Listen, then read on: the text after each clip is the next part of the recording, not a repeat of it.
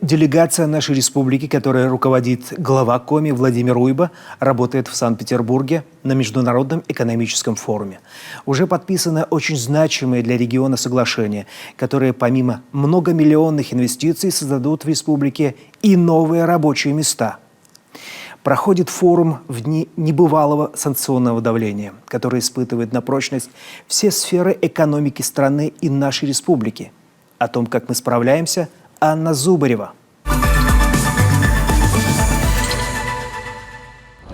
1 600 000 000 рублей в этом году вложит компания Т+ в развитие энергетического сектора республики. Повысит в Коми и эффективность в обращении с твердыми коммунальными отходами. Поможет в этом компания Телеком Хаус. Модернизирует в регионе и лесоперерабатывающее производство. Все новости с Петербургского международного экономического форума. Делегацию республики возглавляет Владимир Уйба. Главная тема в этом году – новый мир, новые возможности. И название себя оправдывает. Так удалось достигнуть договоренности с организацией «Системные концессии». Планируется построить мост через Сысолу на трассе Вятка-Верхняя Максаковка, создать круглогодичный детский оздоровительный центр «Тиманский» и реконструировать санаторный комплекс в Серегово. У нас есть очень интересный проект. Он действительно очень интересен с точки зрения того, что он обеспечен, самое главное, как социальный проект, а это санаторий Серегово, я о нем говорю, обеспечен фактором природно-климатическим, а это минеральная вода. Так вот этот минеральный источник, он действительно обладает уникальными свойствами, и сегодня им пользуется очень небольшое количество людей.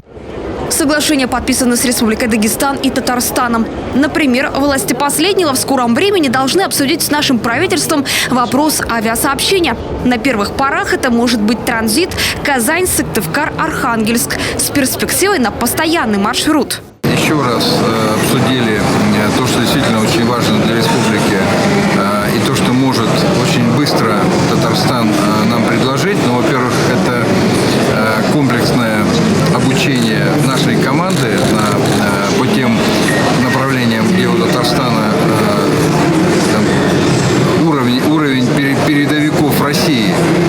Это информационная технология, это и промышленность, и строительство жилья, что для нас очень важно. Что называется, с листа, это договорились о поставке пассажирских высокоскоростных катеров класса «Метеор» на воздушной подушке, что для нас очень важно, особенно с обмелением Печоры. Проговорим условия выгодные для республики по поставкам. Ну и еще раз подтвердили свою значимость и важность по поставкам вертолетов. Вертолеты Ми-8 МТВ, современные вертолеты.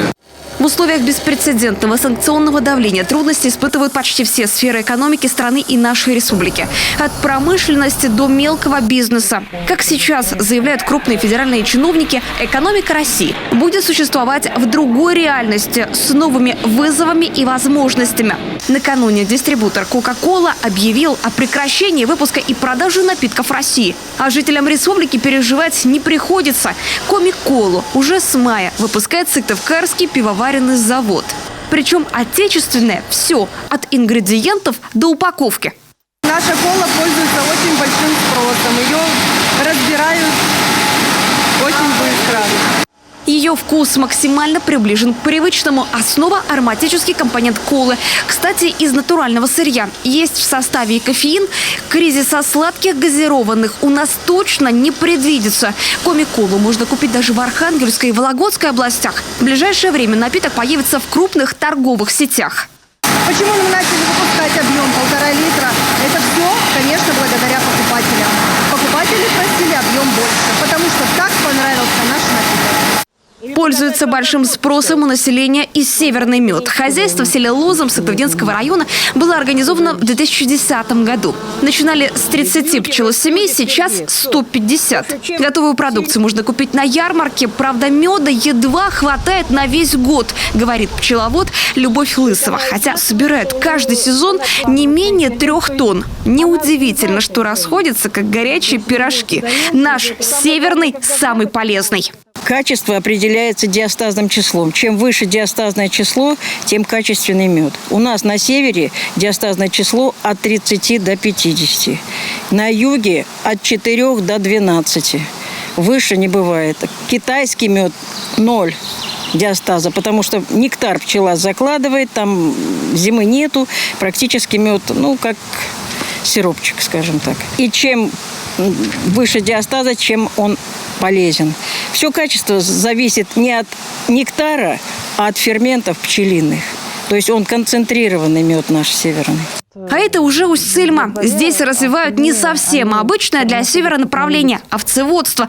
Крестьянско-фермерское хозяйство Лидии Каневой единственное на крайнем севере России, где налажен индивидуальный учет родословных и продуктивности овец. На все поголовье создана электронная база данных. Каждое дело, оно должно приносить какое-то удовольствие. И если это дело приносит какое-то удовольствие, то ты не считаешь, рентабельно оно или нерентабельно. В общем-то, больших убытков не приносит, и это уже хорошо.